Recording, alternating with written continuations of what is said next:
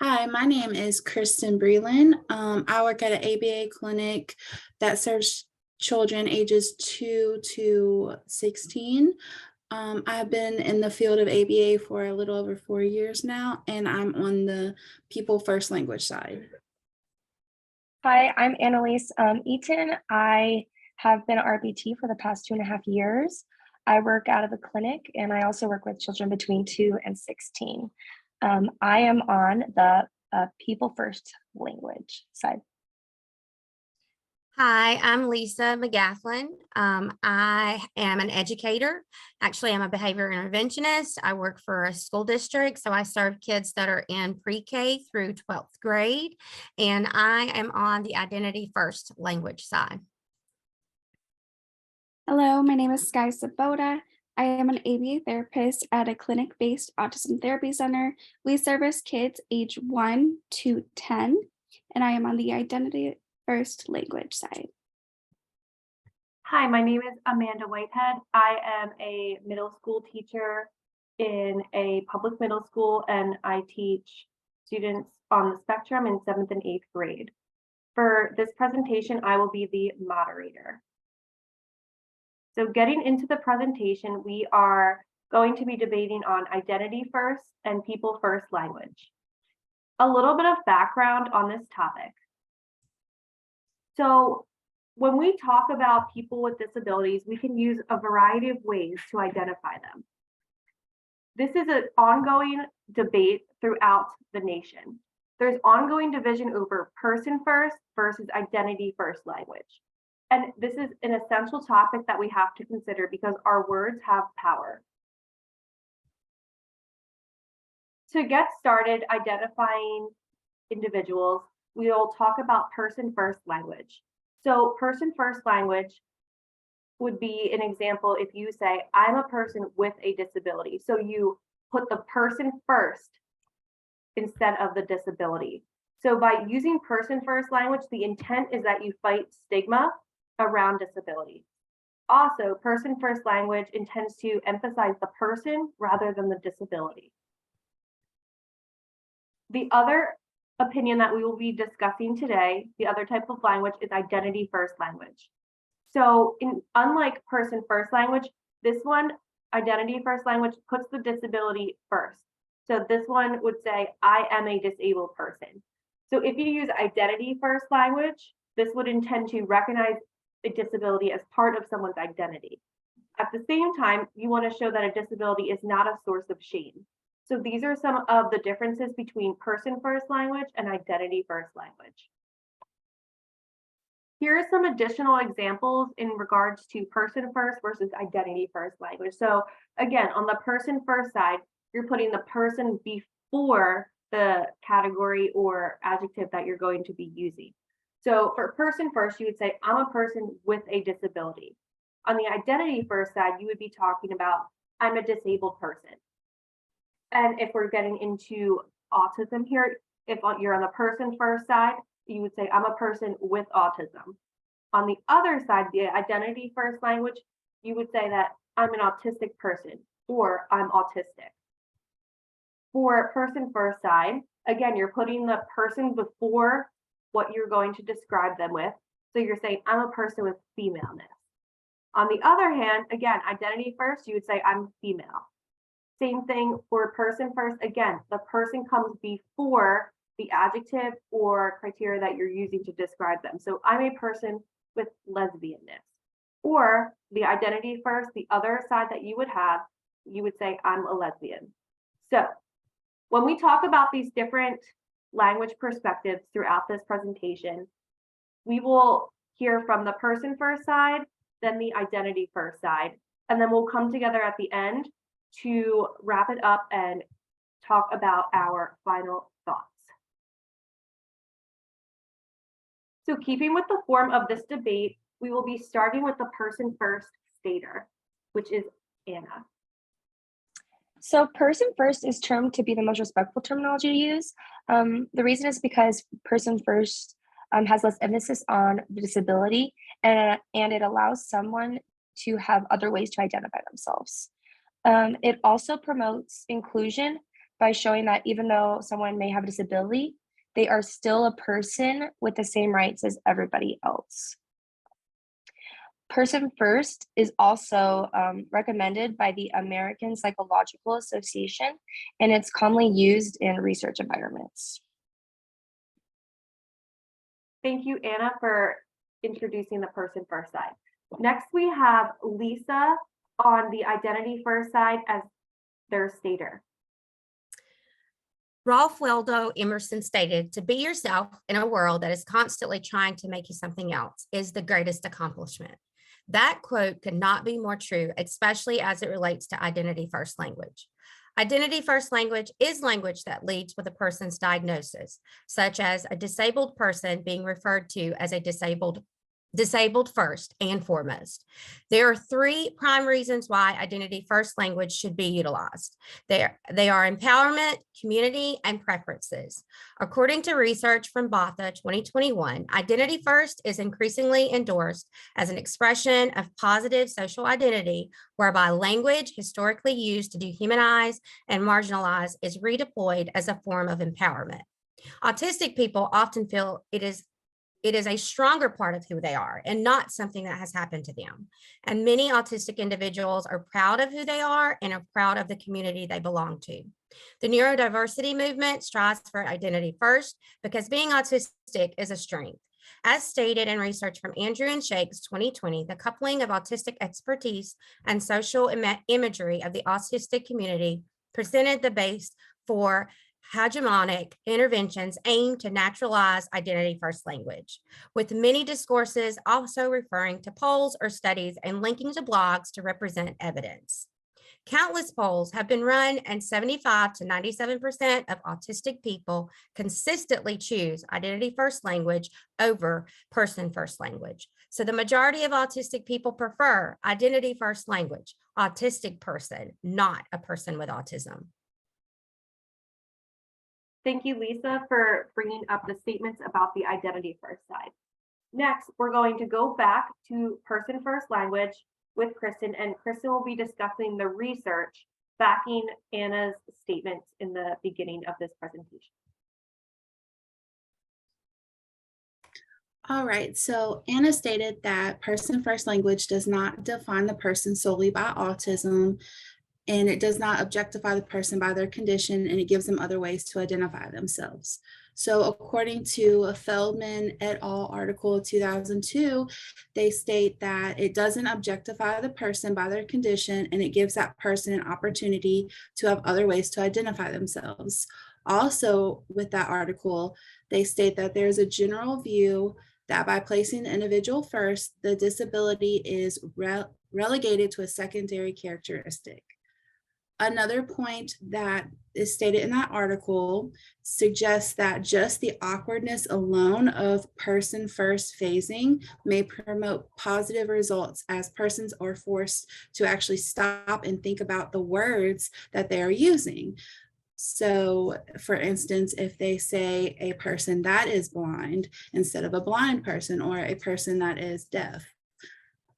According to a study by Boojman et al. 2020, they conducted a study, and a majority of both self-reporting adults and parents of children with autism demonstrated a person-first language preference. It was overall 71.4% that preferred person-first language. And then there was also a study from Garcia Molina in 2019 among Spanish-speaking participants, and they also had a strong person first language preference. Another point that Anna stated was that this promotes inclusion. Person first language promotes inclusion. According to Feldman et al. Article again from 2022, this is a starting point for conveying respect, and it addresses social exclusion and discrimination that the people face. It also prevents using the disabling condition as an adjective. Another research article from Feldman et al. 2022, it stresses placing the person first to promote positivity. Also, there is less focus on the disability and more focus on the person's identity and humanity.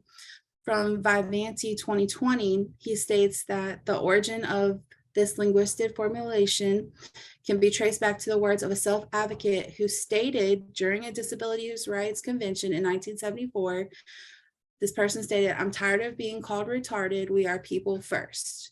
And also from Feldman, again, placing the person first and then the descriptor promotes a more positive perception. And to back up in a statement about person first language being recommended by the American Psychological Association, there was an article by Gernsbacher that talks about numerous American Psychological Association, the American Medical Association, American Psychiatric Association, and the American Speech Language Hearing Association that all prescribes writers and speakers to use only person first language. And also this is person first language is more commonly used in research and clinical environments, according to Boojman et al. 2022. Thank you, Kristen, for sharing the research about person first language. Next, sharing their research about identity first language, we have Sky. As Lisa mentioned, many autistic individuals are very proud of their disability. A common characteristic of autism spectrum disorder is a deficit in social interaction. This can really impact relationship building. This can lead to feelings of seclusion. Researchers Simon Barry and others describe that being a part of a community of individuals that are joined together by disability gives a sense of empowerment, belonging, and pride. The neurodiversity movement strives to reframe the differences as strengths. This is an attempt for autistic individuals and other disabled bodies to reclaim their identity. Identity first language ensures that all members of the community are treated equally. Psychologist and researcher Monique Botha explained that person first language places an emphasis on the disability. Simon Barry pointed out that our society does not describe others using person first language. One would not say a student with typical development.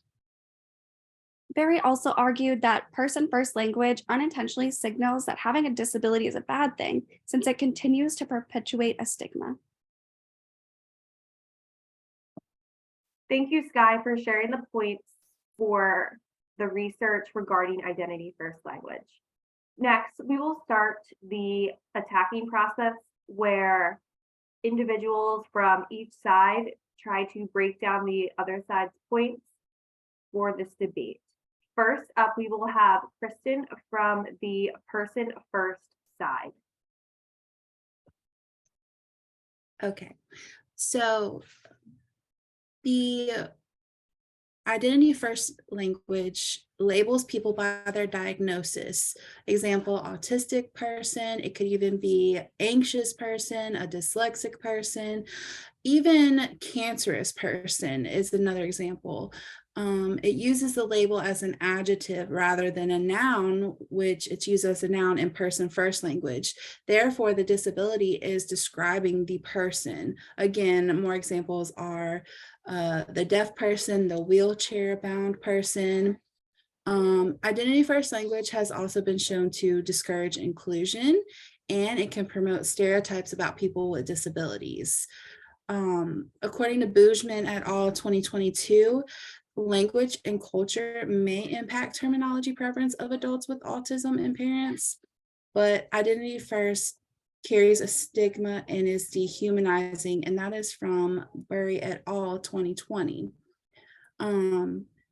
Identity first language also devalues the individual to their disability. According to Vivanti 2020, identity first language historically used to dehumanize and marginalize a minority group, and it is now redeployed as a form of empowerment.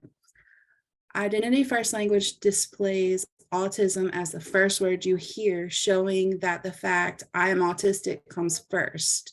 And some felt that identity first terms did not adequately capture their experience.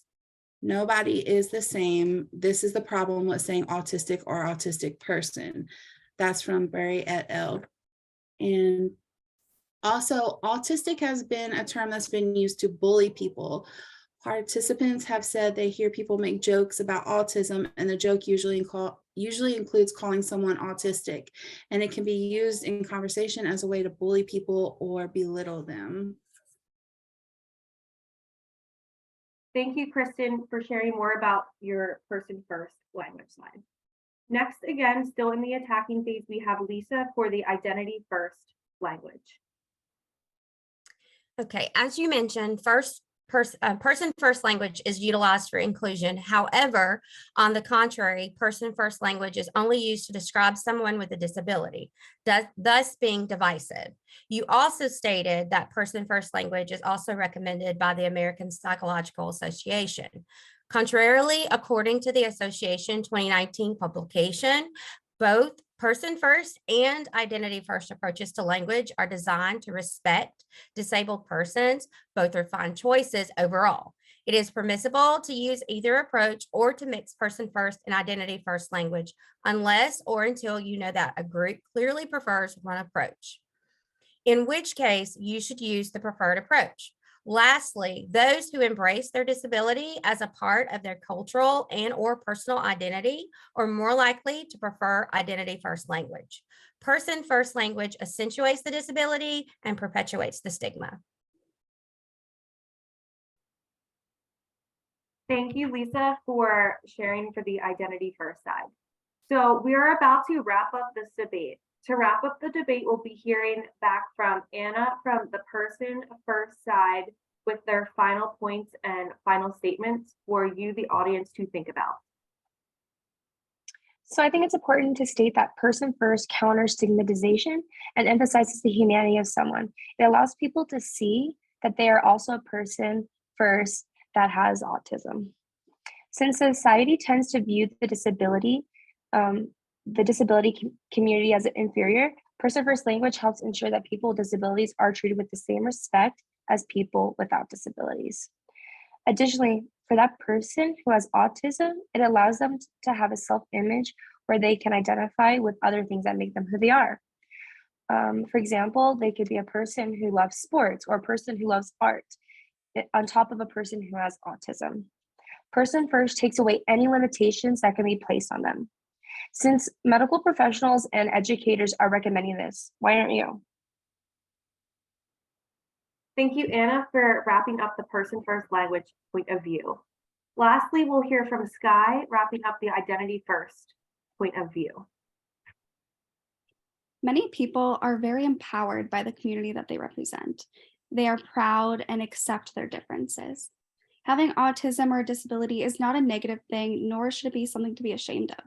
Why should we listen to medical professionals who created terminology for a population that they will never experience being a part of?